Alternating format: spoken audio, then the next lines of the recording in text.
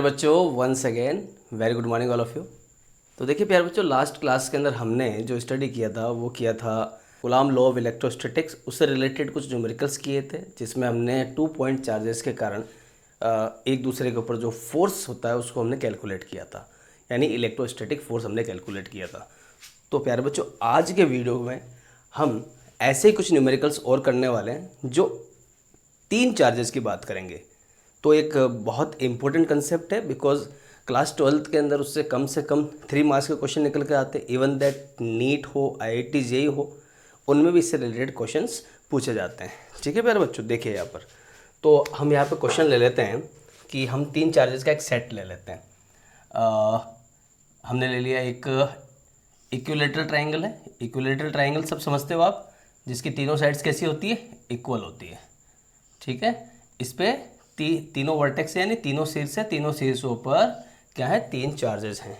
ठीक है, एक चार्ज हमने कह दिया जैसे -5 माइक्रोकूलम है, दूसरा चार्ज है वो है +5 माइक्रोकूलम, और ऐसे ही हमने एक तीसरा चार्ज ले लिया, वो भी कितना है, 5 माइक्रोकूलम। तो इस 5 माइक्रोकूलम पर आपको इलेक्ट्रोस्टैटिक फोर्स कैलकुलेट करना है। कौन से पर आपने निकालना है, 5 माइक्रोकूलम पर। ठीक है, अब देखिए यहाँ पर ये नेगेटिव चार्ज है। देखो सारा कंसेप्ट यहाँ पे जो डिपेंड करता है, जब हम इलेक्ट्रोस्टैटिक फोर्स की बात करते हैं या हम फोर्स क्या है, force it is a vector quantity. Vector quantity है मीन्स इसमें डायरेक्शन का बहुत बड़ा योगदान है, क्योंकि सारी कैलकुलेशन पहले डायरेक्शन से ही स्टार्ट होती है।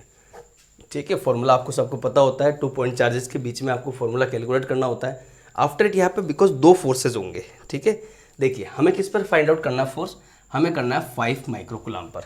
अब वो अट्रैक्टिव है या रिपल्सिव है, वो चीज़ हमें डायग्राम से ही पता चलेगी। तो हमने इक्विलेटरल साइड है उसकी, इक्विलेटरल ट्राइंगल जिसे साइड को कह दिया 10 सेंटीमीटर।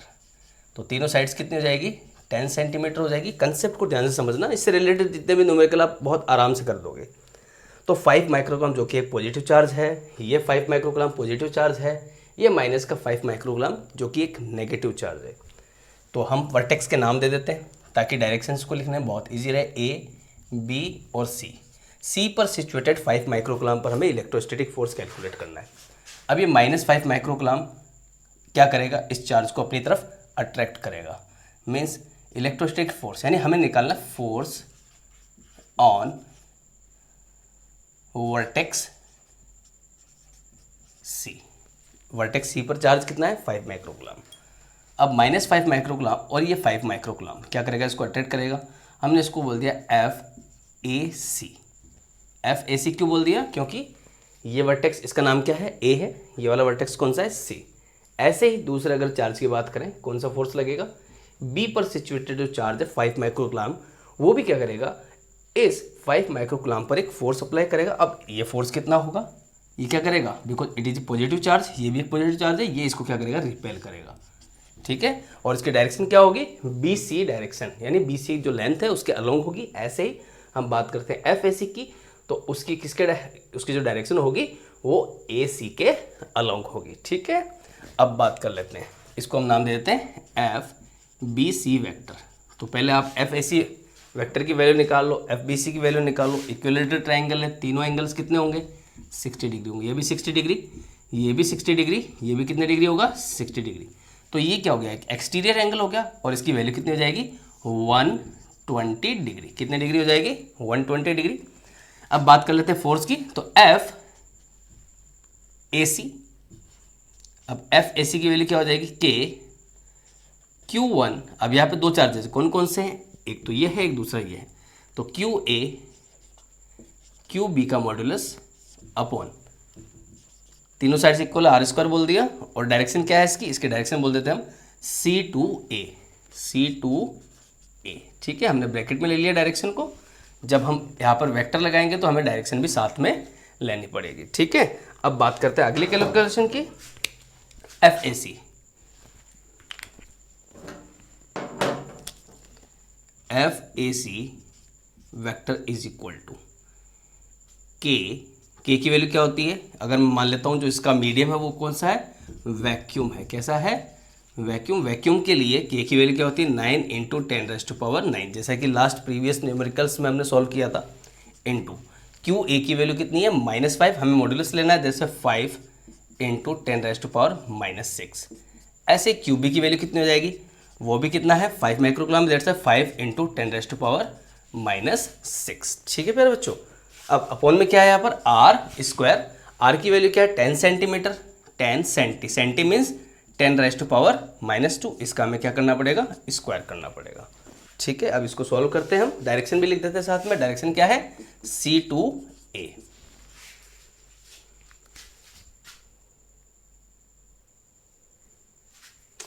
तो देखिए प्यारे बच्चों, यहाँ पर जब हम इसको सॉल्व करते हैं तो FAC vector is equal to 9 into 10⁻⁹ into 5 into 5 क्या हो जाएगा 25 हो जाएगा, सॉल्व करते हैं, इंटू 10⁻⁻⁶ इंटू 10⁻⁻⁶ कितना हो जाएगा 10⁻⁻12। अपॉन में क्या है 10 इंटू 10⁻⁻2 का हमें क्या करना पड़ेगा, स्क्वायर करना पड़ेगा। 10 का स्क्वायर हो जाता है 100 इंटू 10⁻⁻2 का स्क्वायर कितना हो जाएगा 10⁻⁻4। डायरेक्शन क्या है, डायरेक्शन है C2A। इसको ऑल सॉल्व करते हैं। FAC vector is equal to 25 9 जा ये कितना हो जाएगा 5 18 4 225 इंटू मल्टीप्लाई में क्या है 10⁻9 है 9 और ये कितना है 10⁻12। सोल्व करोगे 10 की पावर कितनी हो जाएगी -3 हो जाएगी। -3 से -4 जब कैंसिल होगा तो अपॉन में 10⁻−1 हो जाएगा। 10⁻−1 से एक पावर कैंसिल हो जाएगी, अपॉन में क्या बच जाएगा टोटल 10 बच जाएगा। ठीक है, तो अपन में हो गया 10। बाकी सब पावर्स को अपन सॉल्व कर चुके हैं। ध्यान से देखो हमने क्या किया, 9 को 25 से मल्टीप्लाई किया, कितना हो गया 225। ठीक है, 4 18 18 4 225। ठीक है, कैलकुलेशन आपकी स्ट्रॉन्ग होनी चाहिए। 10⁻- ये +9 है -12, जब इसको सॉल्व करते हो 10⁻−3 हो जाएगा। 10⁻−3 से -4 अपॉन में 10⁻−4 कैंसिल होगा, 10 की पावर कितनी हो जाएगी -1 और यहाँ पे 10 की पावर कितनी है 2 है, तो -1 से जब 2 कैंसिल आउट होगा मीन्स जब इनका सॉल्यूशन करोगे 10⁻1 हो जाएगा। ओके, तो लास्ट में जो हमारे को फोर्स मिलने वाला वो कितना हो जाएगा 22.5 न्यूटन और डायरेक्शन क्या है इसकी C2A। ऐसे ये तो एक फोर्स निकला है, ऐसे ही हमारे को सेकेंड फोर्स FBC भी वेक्टर भी निकालना पड़ेगा। तो FBC वेक्टर ध्यान से देखो आप, दोनों चार्जेस का जो मैग्नीट्यूड है वो कैसा है सेम है, डिस्टेंस सेम है मीन्स मैग्नीट्यूड भी कैसा आएगा सेम आएगा। ध्यान से देखो, अगर आप k की वैल्यू रखते हो 9 इंटू 10⁻9 आएगी।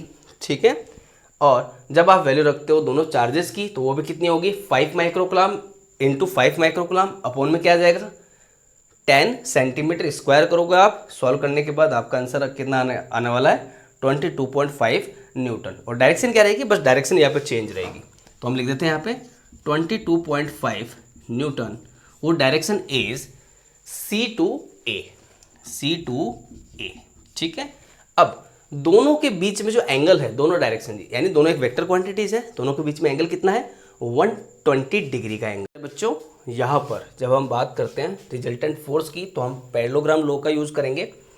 तो दोनों फोर्सेज का जो मैग्नीट्यूड है वो कैसा है सेम है, एंगल कितना है 120 डिग्री है। एक डायरेक्शन C2A है, दूसरी डायरेक्शन C2 आउटवर्ड या हम बोलते हैं B2C है। ठीक है, तो यहाँ पर जो रिजल्टेंट वेक्टर होगा वो ये होगा, इसको हमने बोल दिया F। क्या बोल दिया F वेक्टर।